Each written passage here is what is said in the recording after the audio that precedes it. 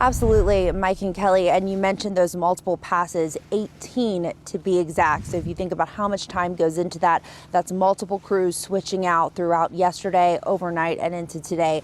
But right now we can show you one county road. This is Carnahan in Greentree. It's getting a little dark, so it's hard to see, but you can tell there is a bit of a layer of slush on the road. They say that it is considered fair to good condition right now, all county roads.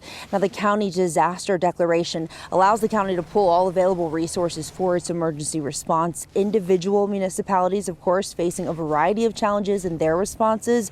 Some have dealt with strains on their salt supply, others dealing with plowing capabilities. County Executive Sarah Innamorato noting that fortunately the county didn't see the typical increase in emergency calls, and she attributes that to people heeding the warnings to stay home and to businesses as well.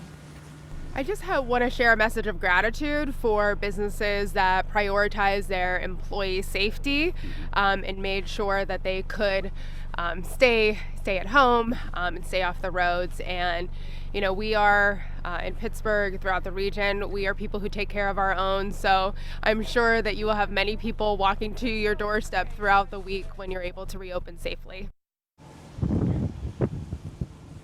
And those warnings continue as they now shift their focus from the roads to the extreme cold.